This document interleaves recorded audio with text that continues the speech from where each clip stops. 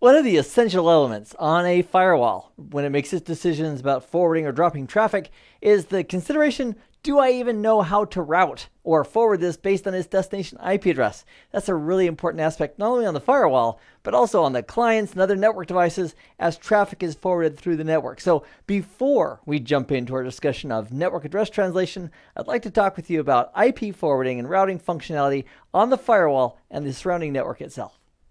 So in our topology, let's start at the beginning. Let's start right here with computer 1.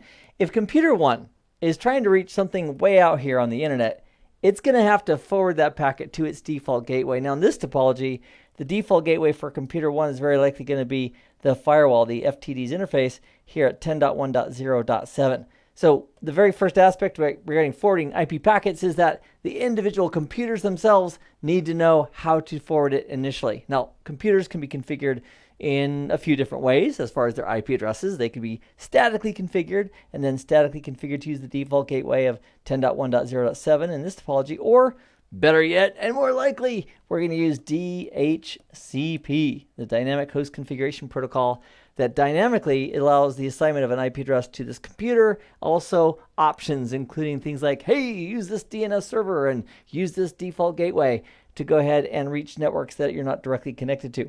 Now, one of the cool things on the firewall, our Firewall Threat Defense Appliance, is that if we want to, we can actually enable DHCP services on its interface or interfaces. So it can supply IP addresses if we wanted to via DHCP to devices on those networks.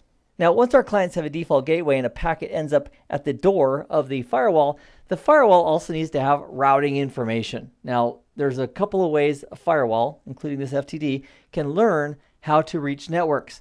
Number one, it can be directly connected. What do you mean, Keith, directly connected? Well, look at this interface here, gig 0/1.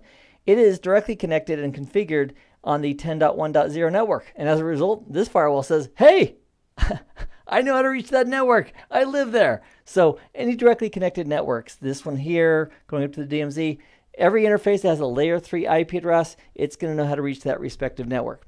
Another method that a firewall or router can learn about how to reach a destination network is to have a static route.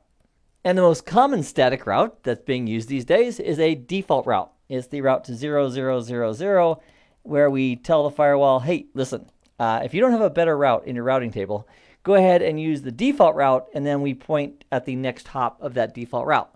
So in this topology, if this outside network was 23.1.2.0, and this gateway here was at .2, we could have a static default route on the firewall that says, hey, to get to anywhere, if you don't have a more better specific route, go ahead and use 23.1.2.2 as your next hop. And we could also have static routes for specific remote networks as well. And the third option, which is also very popular, is to use a dynamic routing protocol. And dynamic routing protocols are great because a router or a firewall that's running a routing protocol can communicate dynamically with other routing devices and exchange information and learn how to reach remote networks, all via the dynamic routing protocol. Examples of dynamic routing protocols include OSPF. There's flavors for IPv4 and IPv6. There's really, really old routing protocols like RIP, that's the Routing Information Protocol. There's routing protocols like BGP, Border Gateway Protocol, that can also be used.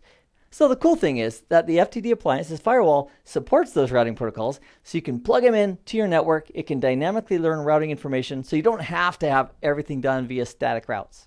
And once we have routing all agreed to and IP packet forwarding is capable on our network, then we can really get into using access control policies to implement the core and advanced inspection and analysis features that the next generation firewall brings to the table. So let's do this. In the very next nugget, let's take a look at the verification of IP addresses and static routes that are currently on our firewall appliance.